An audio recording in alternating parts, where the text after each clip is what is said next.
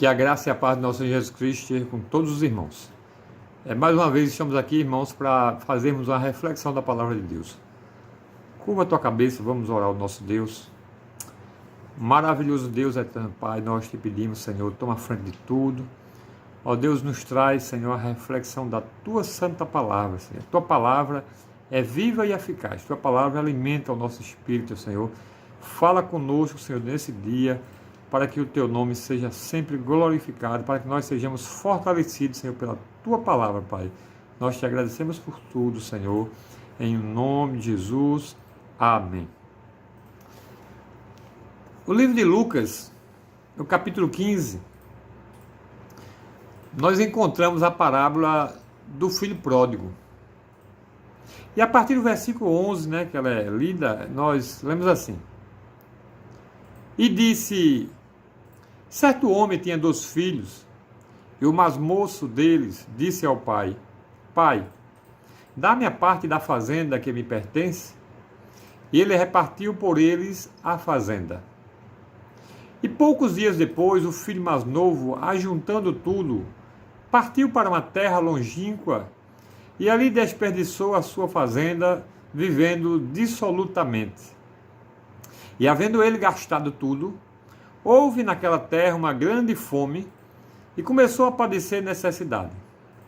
E foi e chegou-se a um dos cidadãos daquela terra, o qual o mandou para os campos apacentar porcos. E desejava encher o seu estômago com as bolotas que os porcos comiam, e ninguém lhe dava nada. E tornando em si, disse: quantos jornaleiros de meu pai têm abundância de pão, e eu aqui pereço fome? Levantar-me-ei e irei ter com meu pai, e dir-lhe-ei: Pai, pequei contra o céu e perante ti. Já não sou digno de ser chamado teu filho. Faze-me como dos teus jornaleiros ou empregados.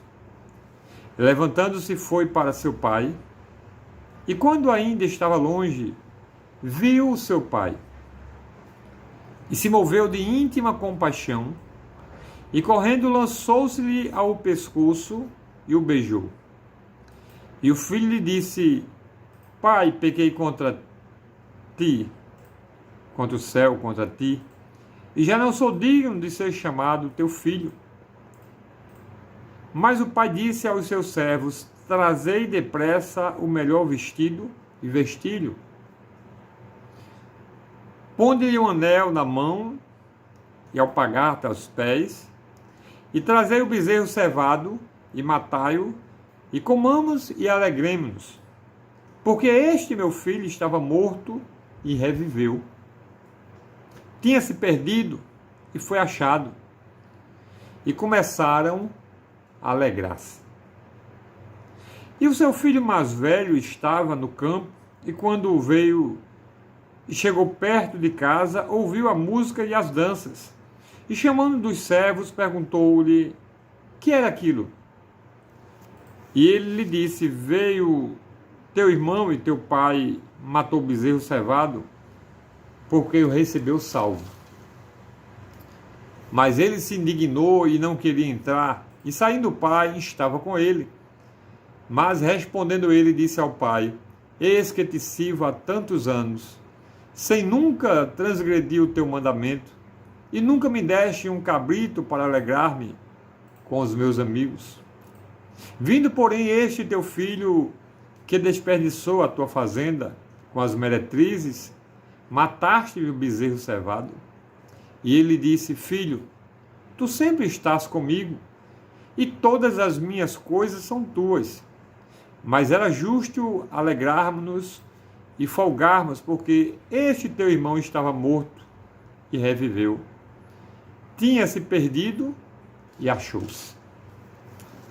Glória a Deus, Esse texto da palavra de Deus, ele nos leva a pensar como nosso Deus é misericordioso, longânimo, maravilhoso. Aqui um pai que ainda estava vivo, e o filho faz questão de pedir a sua parte na herança. Há países aí fora que, e o Brasil também, mas há países que são muito mais radical nisso e que não é natural jamais que um pai distribua a sua herança enquanto tem vida. Então, quando o filho chega para o pai e pede a sua parte na herança, é mesmo que esse filho está dizendo para o pai: pai, eu desejo que tu morra. Eu vou considerar que tu já morresse, porque eu agora quero receber a minha parte na herança.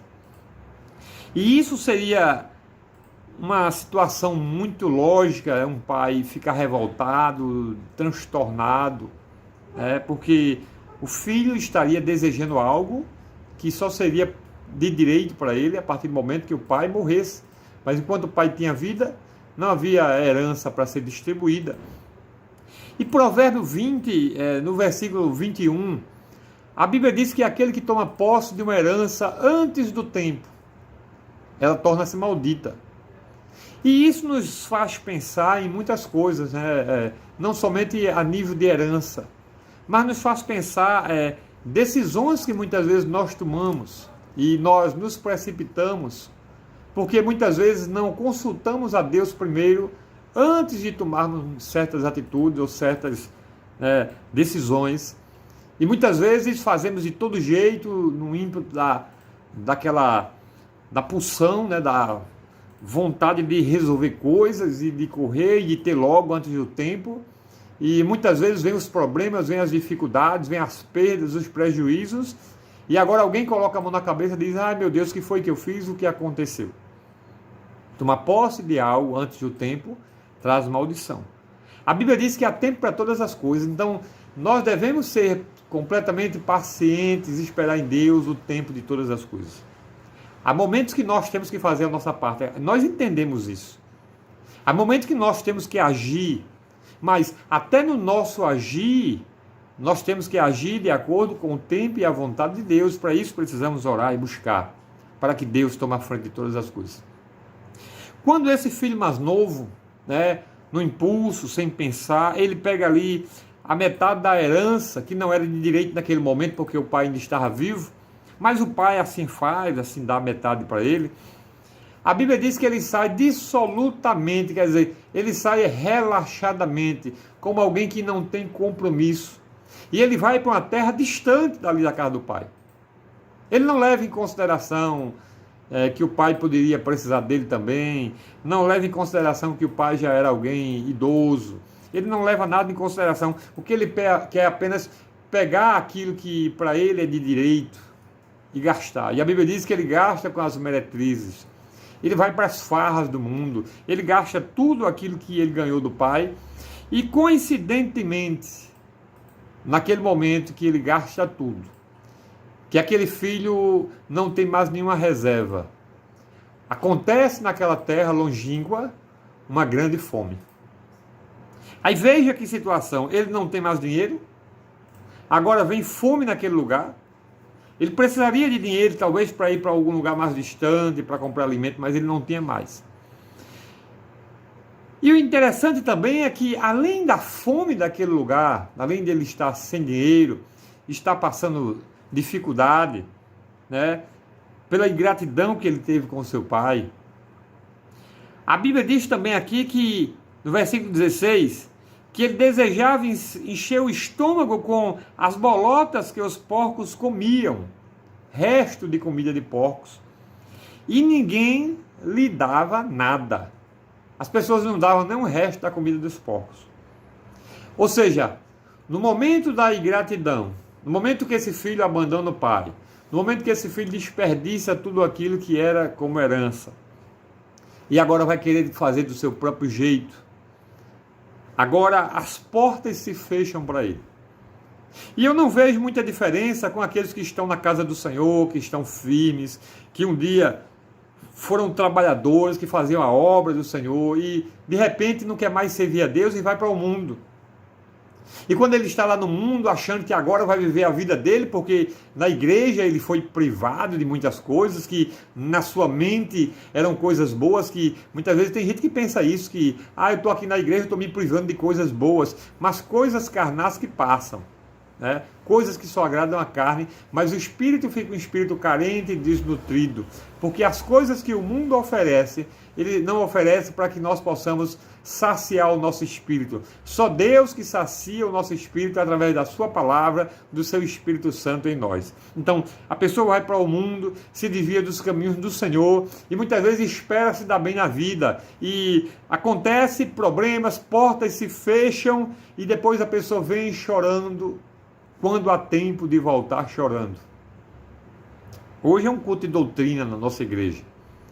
Então, se é um culto de doutrina, vale a pena nós lembrarmos para que os irmãos procurem estar de pé, que os irmãos procurem não se apegar com as coisas do mundo, né? Que os irmãos procurem voltar-se, principalmente nesse momento que nós vivemos, voltar-se muito mais para Deus, olhar para cima, olhar para o alto, saber que a solução vem sempre de cima, que a solução não vem da terra, que a solução não vem da ciência, que a solução não vem dos homens, mas que a solução vem de Deus que criou todas as coisas, o Deus Todo-Poderoso, Jeová Rafá, que é o Deus que cura, que nos dá saúde, o Deus Todo-Poderoso, Jeová Nissi, aquele que é a nossa bandeira de luta, o Deus Todo-Poderoso, Jeová Shalom, que é o Deus que é a nossa paz, o Deus Todo-Poderoso, Jeová Jireh, que é a provisão das nossas necessidades.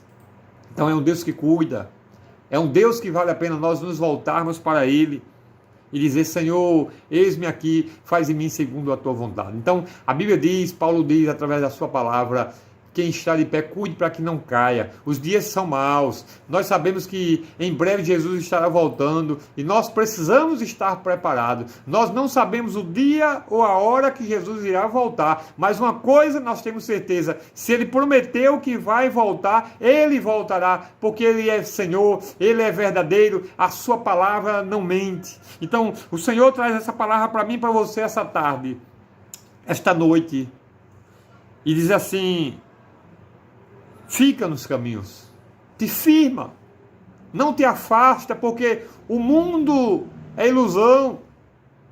Não deixa as coisas que Deus te ofereceu pelas lentilhas que o mundo pode oferecer, porque o mundo vai de mal a pior. O mundo vai de mal a pior. Mas o que alegra o nosso coração é que em breve Jesus estará voltando. E Ele tem provisão para a minha vida, Ele tem provisão para a tua vida. Ele quer o melhor para mim e para você, mas que nós não sejamos filhos ingratos, como esse filho aqui, que deseja até que o pai tivesse morrido para pegar a parte da herança. Há países aí fora, país muçulmano, por exemplo, que se um filho pedir uma parte da herança do pai, enquanto o pai está vivo, isso é uma afronta terrível. Esse filho pode até ser apedrejado, porque ele está desonrando o pai. Está desonrando. Ele não está respeitando o pai em vida. Ele está desejando aquilo que ele só poderia ter direito depois que o pai partisse. Mas infelizmente isso tem acontecido nos dias de hoje. E aí quando aquele filho vê que ninguém queria nada, as portas estavam fechadas para ele, nem bolotas de porcos ele tinha, aquele filho resolve no seu próprio coração, reconhecendo que errou, e ele resolve se humilhar. E aí ele diz assim: eu vou me levantar, vou voltar para meu pai e vou dizer a ele: pai, pequei contra ti e contra os céus, já não sou digno de ser chamado teu filho, me trata como um empregado qualquer. Aquele rapaz, ele coloca no seu coração agora a necessidade de humilhar-se diante do pai, porque ele sabia que na casa do pai haveria amor para ele, que o mundo não estava dando. As pessoas fecharam as portas, ninguém atendia. O único lugar que aquele menino conseguiu lá para trabalhar, para algum sustento, se é que tinha, era tomar conta de porcos. Mas a Bíblia diz que havia uma fome naquele lugar, então nem assim ele conseguiria. Então, aquele menino, aquele rapaz, bota isso no seu coração: eu vou me humilhar diante do meu pai, eu vou chegar lá, mesmo que eu seja como um empregado, mas lá, ao menos eu vou ter alimento para saciar a minha fome.